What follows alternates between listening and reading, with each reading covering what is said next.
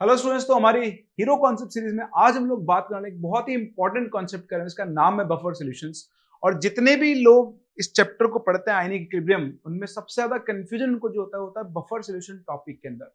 Exam में question directly से पूछे जाते हैं। अगर मैं आपसे नीट एग्जाम की बात करूं तो डायरेक्ट क्वेश्चंस आते हैं जहां पर आपको सिर्फ वैल्यूज पुट करनी होती है, लेकिन प्रॉब्लम ये होती है कि पहचानने में नहीं आता कि सर बफर बन रहा है या नहीं बन रहा है। तो अगर आप भी बफर सॉल्यूशन टॉपिक से जूझ रहे हैं तो आज की बात नहीं जूझना पड़ेगा, इस वीडियो को लास्ट तक पूरा कर लें, फिर आप बफर सॉल्यूशन का हर एक क्वेश्चन चुटकी बजा के सॉल्व कर सकते हैं। यस, अभी बात करते हैं बफर सॉल्यूशन क्या होता है। देखो, बफर सॉल्यूशंस की अगर मैं बेसिक डेफिनेशन की बात करूं तो ये वो सॉल्यूशंस होते हैं which resist change in their pH। ठीक है, ये ऐसे सॉल्यूशंस हैं, these are the solutions whose pH does not change significantly। Change तो होती है लेकिन चेंज बहुत बड़ा नहीं होता है। Does not change significantly on adding small amount of acid और बेस। थोड़ा बहुत एसिड या फिर थोड़ा बहुत बेस ऐड करने पर अगर सॉल्यूशन की पीएच में कोई बहुत बड़ा चेंज नहीं आए, ऐसे सॉल्यूशंस को हम बफर सॉल्यूशंस बोलते हैं। दो तरह के हमारे पास बफर सॉल्यूशंस होते हैं, एक जिन्हें हम बोलते हैं एसिडिक बफर्स और दूसरे जिन्हें हम बोलते हैं बेसिक बफर्स। एक्चुअली इनका नाम इनके कंपोनेंट्स से पड़ा है।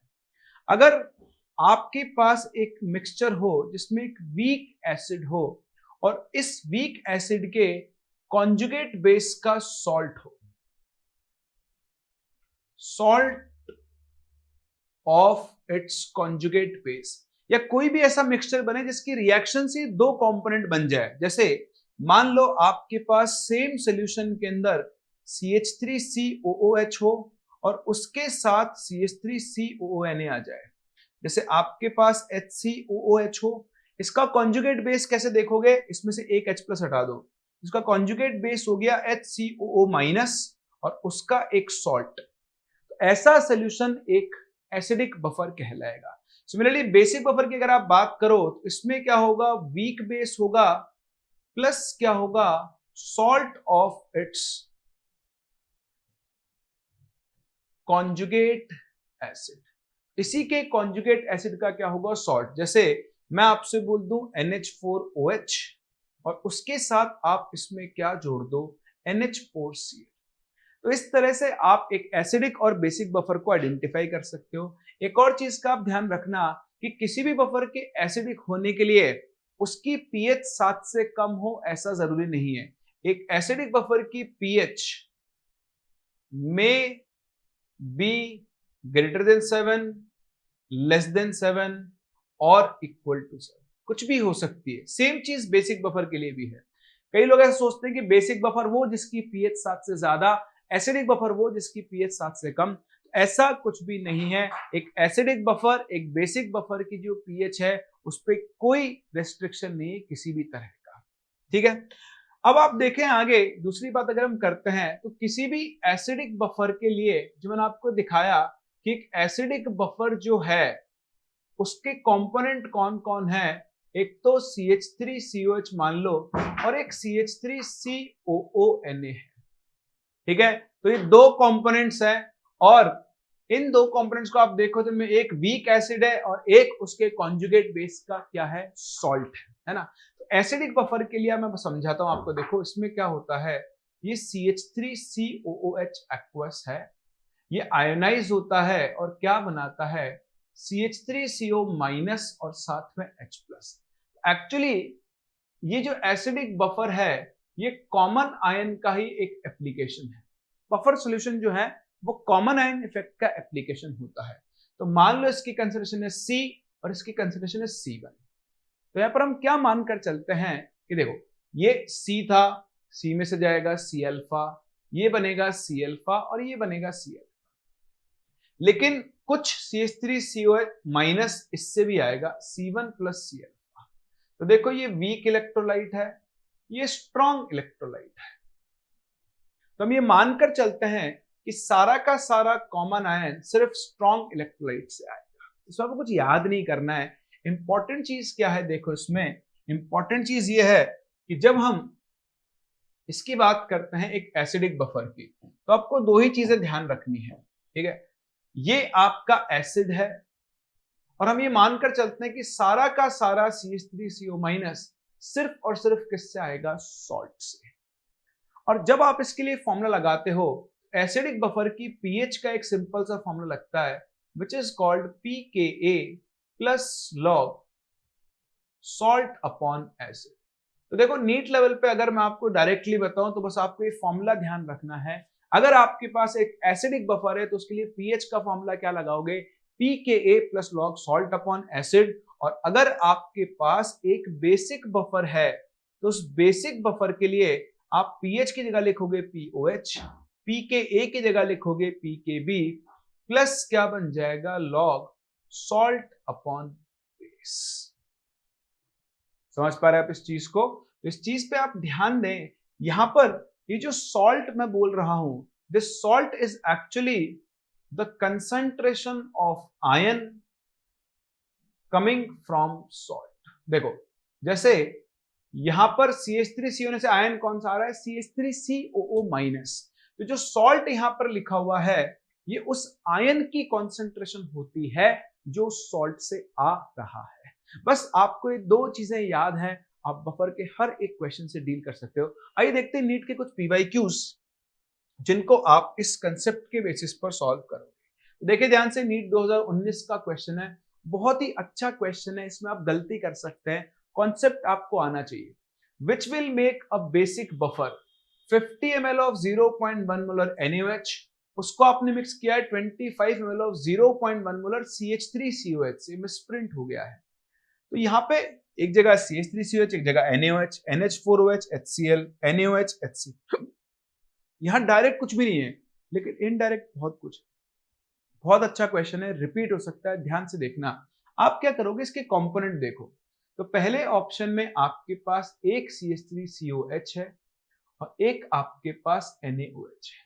तो देखो ये एक वीक एसिड है, ये एक स्ट्रॉन्ग बेस है और इन दोनों की रिएक्शन होगी और इन दोनों की रिएक्शन से आपको एक तो क्या क्या मिलेगा, CH3COONA और प्लस साथ में क्या मिलेगा, H2। तो आप इनके अमाउंट्स निकालो, इसके CH3 के देखो 20/0.1 इसके 2.5 मिलीमोल है, NaOH 50 × 0.1 इसके 5 मिलीमोल है।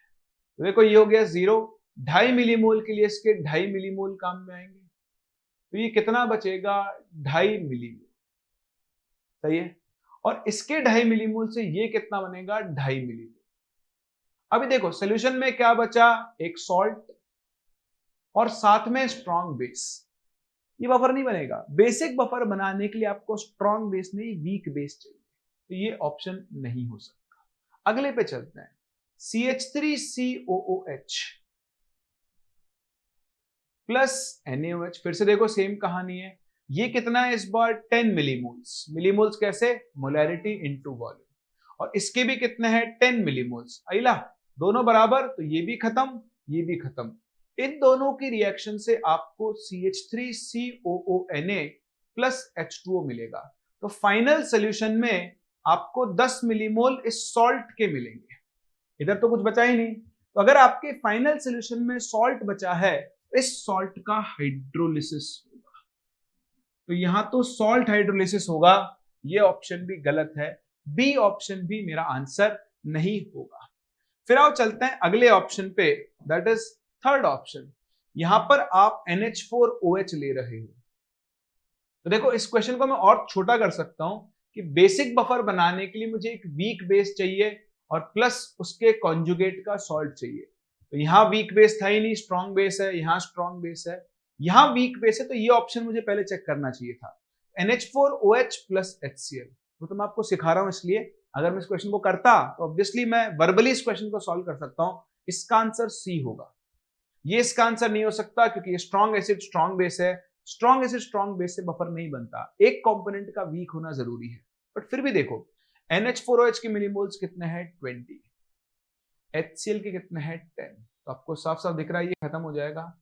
इन दोनों की रिएक्शन से बनेगा NH4Cl प्लस H2O। इसके 10 मिलीमोल के लिए ये कितना बचेगा, 10 मिलीमोल, और इसके 10 से ये कितना बनेगा, 10 मिलीमोल। ये एक वीक बेस है, ये उसके कॉन्जुगेट का सॉल्ट है ना। ये आपका बेसिक बफर बनाएगा और इस तरह से सी ऑप्शन आपके इस क्वेश्चन का करेक्ट आंसर होगा। चलिए बढ़ते हैं अगले क्वेश्चन पे।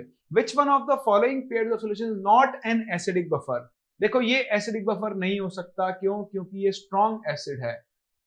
एसिडिक बफर बनाने के लिए वीक एसिड और उसका कॉन्जुगेट चाहिए। देखो ये रहा वीक एसिड, उसका कॉन्जुगेट बेस। ये देखो वीक एसिड, ये इसका कॉन्जुगेट बेस नहीं है, बट इससे इसका कॉन्जुगेट बेस बन जाएगा।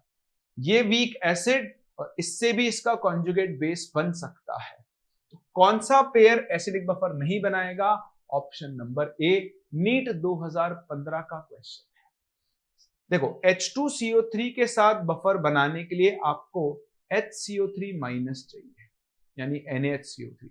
यहां Na2CO3 दिया है, लेकिन Na2CO3 पानी से इंटरैक्ट करके NaHCO3 बना सकता है। ये अपन डिटेल में पढ़ते हैं, बट अभी के लिए अगर आपको एक क्वेश्चन सॉल्व करना है, वो ऑप्शन आंसर नहीं होगा जिसमें स्ट्रॉन्ग एसिड होगा। बाकी सब में वीक एसिड है, इसी में स्ट्रॉन्ग एसिड है, ये मेरे इस क्वेश्चन का आंसर होगा। ये एसिडिक बफर फॉर्म नहीं करेगा। ये देखें, dissociation constant of a weak acid is इतना। In order to prepare a buffer solution with pH equal to 5, salt upon acid का रेशियो बताओ pH इज इक्वल्स टू क्या बनेगा एक एसिडिक बफर के लिए?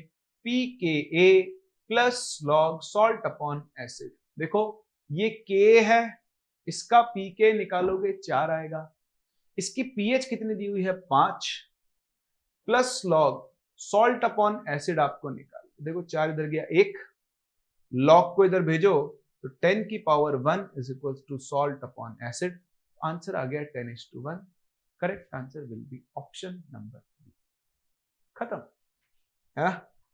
चलिए, तो ये है आपके बफर सॉल्यूशंस के ऊपर बेस्ड कुछ क्वेश्चंस। आपको सिंपली मैं फिर बता रहा हूं, नीट लेवल पे अगर आपको बफर क्वेश्चंस करने तो दो मेजर चीजों पे ध्यान रखना है। एक कंपोनेंट पहचानना, तो पिछले दो क्वेश्चन जो थे बहुत ही अच्छा क्वेश्चन है, ऐसा क्वेश्चन वापस आ सकता है। दो चीजों को मिलाओ, डायरेक्ट बफर बने जरूरी नहीं है। डायरेक्ट बफर तो आपको दिख जाएगा इस तरह से, है ना, कि जब आप एक वीक एसिड उसका कॉन्जुगेट, वीक बेस का कॉन्जुगेट मिलाओगे। कई बार इनडायरेक्ट बफर बनता है, दो चीजों को मिलाने पर अगर बफर के कंपोनेंट्स बन रहे हैं, उसको भी हम बफर के अंदर काउंट करेंगे। तो pH equal to pK plus log salt upon acid, POH is equal to pKb plus log salt upon base. इतना ही आप ध्यान रखें और फिर आप इसके ऊपर बेस्ड क्वेश्चंस को आराम से सॉल्व कर सकते हैं। तो ये था हमारा hero concept of buffer solution. ऐसे ही अगले हीरो कॉन्सेप्ट के साथ हम मिलेंगे अपने अगली वीडियो।